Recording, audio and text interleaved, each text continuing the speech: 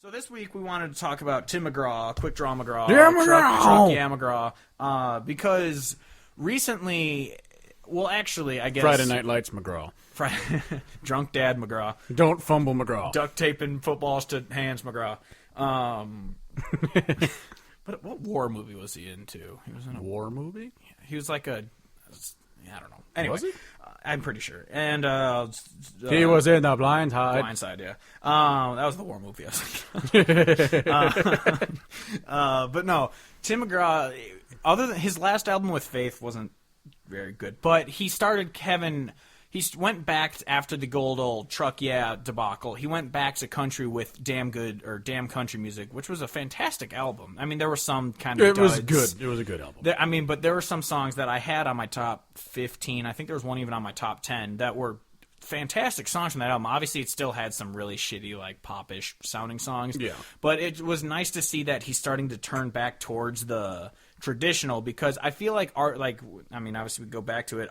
Artists like Tim McGraw and Gary Allen and artists like that are realizing that they're not going to survive in this pop country world. That it is going to go to those young 30-somethings that all look the fucking same. Those are going to be the people who succeed in the pop country. So they don't need to adapt. They just need to keep doing what they've been doing. And so Tim McGraw going back to traditional is an awesome step forward. Yeah, and exactly like you were saying, that he has to go back to the sound that made him great. Pack and he's very attractive still. Exactly. So he can still do the pop shit, but I think he's realizing that if he wants his legacy to last like forever, keep making good music. Don't just be the guy that made good music in the 90s and then sold out, and then no one cares. I don't know. This might get me chastised, but I think he's already in a legendary status. Like, he is a country, like, someone who will be remembered forever. Like, he is he'll the be biggest name in country music at one point. He's been super famous for a long time. Like, even if you don't listen to country music, you know the name Tim McGraw. He's been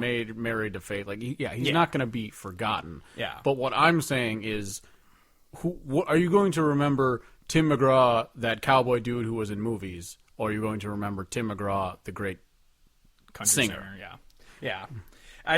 So I like that he's taking a step back. He's realizing probably that he doesn't need to be this pop artist. Like, he already has a cemented legacy. Well, he's also so fucking loaded that I don't think he needs the money now. Yeah, either. I'm pretty sure I guarantee they pull in 9 figures a year. Oh god, the money that the money that household accumulated when they made an album together and then toured together. Yeah. My god. Yeah, I don't even. Yeah, that's a lot. And apparently we're just basically like banging on stage. It was apparently super sexual. All right.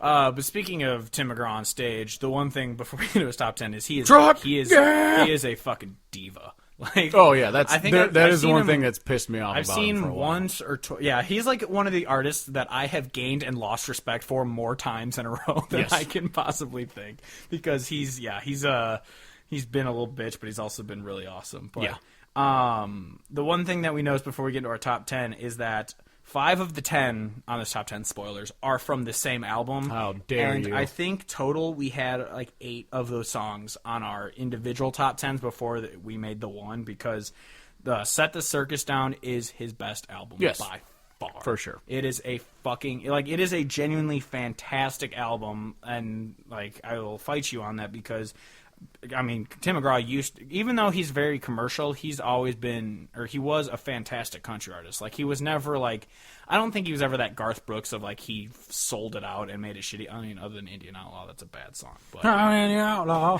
even though I'm a white guy. Yeah, half Cherokee, half Choctaw, or whatever. Except for your white guy. Yeah, but I just think he was good, and then he kind of went to shit, and then he kind of came back with Damn Country Music, and I just kind of hope that he continues to just kind of remake. Yeah, it's interesting. I don't know what the future has in store, because he keeps going all over the place. Because I remember, when he released Truck Yeah, which was, all jokes aside, a fucking terrible song.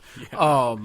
But then was it right before that or right after that Better Than I Used to Be? I think it was after that. Because when that came out, I'm like, yeah, all right, it's great. And then it's just like the two of them. I'm just like, how could you even make both of these? Yeah, oh my god. Yeah, Better Than I Used to Be is an amazing song, and It's not on our top. Well, the only reason I didn't put that on mine was because I've listened to the Sammy Kershaw version a lot, and so like the Tim McGraw version is better. I think he sings better. Yeah. It's a tremendous song.